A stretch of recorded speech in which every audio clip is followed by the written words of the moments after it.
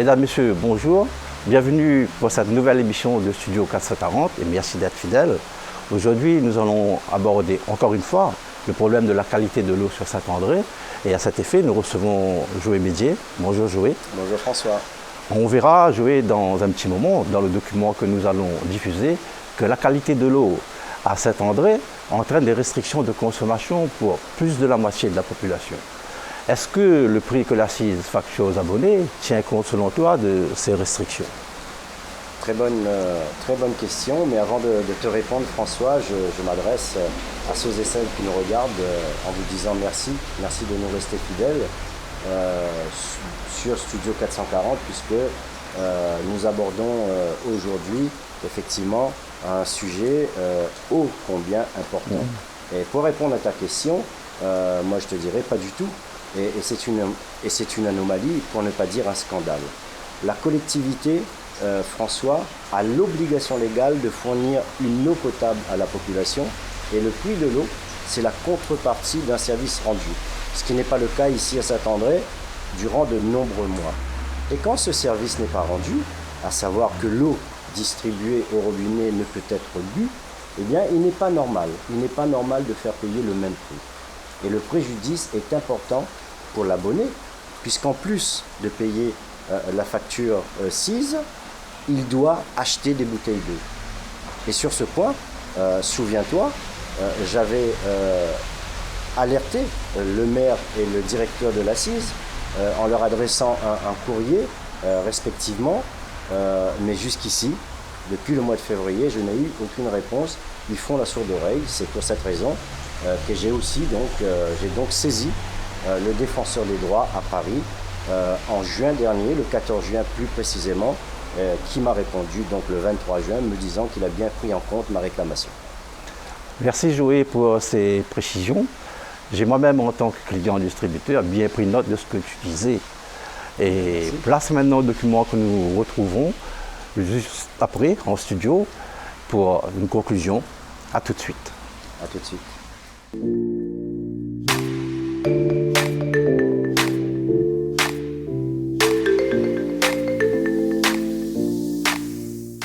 Selon l'Agence régionale de santé, plus de la moitié de la population de Saint-André est desservie par des réseaux ne présentant pas une sécurité sanitaire suffisante, autrement dit comportant un risque pour votre santé. Ces risques sont permanents ou liés à des épisodes de pluie. Les risques permanents. Le site officiel de l'ARS classe les réseaux en 3 catégories de risques. Le risque maîtrisé, le risque potentiel et le risque avéré. Le risque maîtrisé, c'est la situation pour les abonnés alimentés par des réseaux bénéficiant des traitements de potabilisation adaptés. À Saint-André, il s'agit des 3 réseaux desservis par des forages, à savoir Terre Rouge, Plaine de Chamborne et Petit Dioré. Le risque potentiel. L'eau fournie ne présente pas une sécurité sanitaire suffisante du fait de l'absence de traitement de potabilisation. Le traitement en chlore n'est pas suffisant. C'est le cas à Saint-André du réseau du centre-ville. Cette situation entraîne des restrictions de consommation pour les personnes fragiles, à savoir les personnes immunodéprimées, les personnes âgées de plus de 75 ans, les enfants de moins de 5 ans et les femmes enceintes. Il est recommandé pour elles de boire de l'eau embouteillée ou de faire bouillir l'eau du robinet au moins 3 minutes. Le risque avéré. Les réseaux sont considérés ici comme un risque microbiologique avéré du fait de l'absence de désinfection ou de la mise en évidence de parasites intestinaux dans l'eau mise en distribution. Sont concernés les réseaux de Bras-des-Chevrettes, les Citronniers et Titrou. Pour le secteur de Bras-des-Chevrettes, l'insuffisance du traitement de potabilisation au vu de la nature de l'eau constitue un facteur de risque. Il est recommandé pour les personnes immunodéprimées, les personnes âgées de plus de 75 ans, les enfants de moins de 5 ans et les femmes enceintes de ne pas boire l'eau du robinet et de consommer de l'eau embouteillée ou à défaut, faire bouillir au préalable l'eau du robinet au moins 3 minutes. L'eau du robinet peut être utilisée pour les autres usages sanitaires, toilettes, lavage, WC.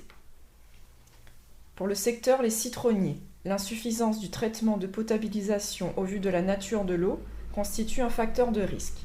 Des parasites intestinaux ont été détectés sur la ressource alimentant ce réseau et sont susceptibles d'être présents de manière occasionnelle dans les eaux mises en distribution.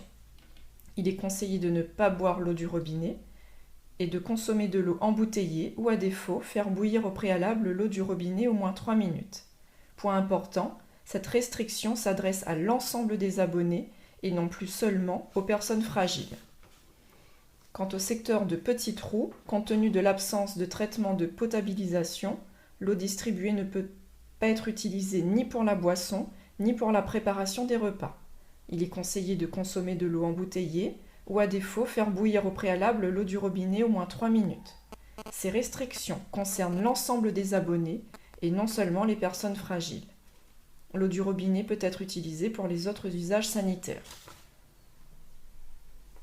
Les risques liés aux épisodes de pluie. À chaque épisode de pluie ou presque, la qualité de l'eau est dégradée sur l'ensemble des secteurs hors plaine de Chamborne.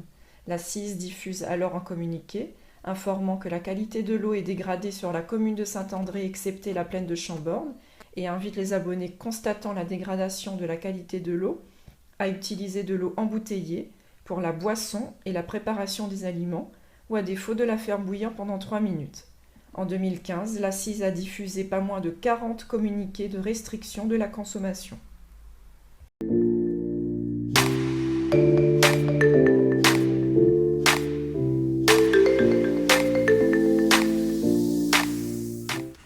Un document éloquent, et j'ai même envie de dire effrayant pour une partie de la population. Quelle est ta première réaction, Joey? François, ma première réaction en visionnant comme toi ce document, c'est de dire que en organisant récemment le récent colloque sur l'eau, l'État a voulu à la fois attirer l'attention sur l'urgence de la situation et mettre les maires devant leurs responsabilités qui peuvent devenir pénales. Rappelons que plus de la moitié de la population de La Réunion et de Saint-André, dans ce cas, reçoit au robinet une eau insuffisamment potabilisée et qui présente de ce fait un risque sanitaire. En retardant les investissements, François, qui sont nécessaires, eh bien, les maires concernés mettent en jeu la santé publique. Alors pourquoi les maires ne sont pas plus réactifs sur un sujet aussi grave qui touche la santé publique, comme tu dis? Effectivement, c'est ceux qui ont aujourd'hui la responsabilité de la gestion des communes depuis de nombreuses décennies n'ont pas trouvé la nécessité. Moi je te réponds franchement, il n'y a plus aujourd'hui de raison valable aujourd'hui de reporter les travaux puisque comme le préfet et les l'ARS l'ont rappelé, des crédits de l'Europe et de l'État sont disponibles pour les travaux donc, sur le réseau.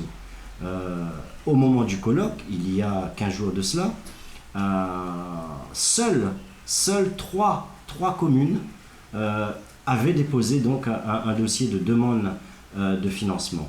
Saint-André, malheureusement, n'y figurait pas et je dis qu'il est temps que la municipalité, et là je m'adresse au maire de Saint-André, eh bien, qui prennent toutes ces responsabilités.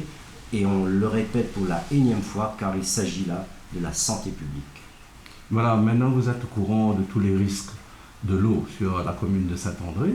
Joey, nous te remercions beaucoup pour toutes ces précisions. Et bien nous, on se retrouve une toute prochaine fois pour une nouvelle émission du Studio 440. Au revoir.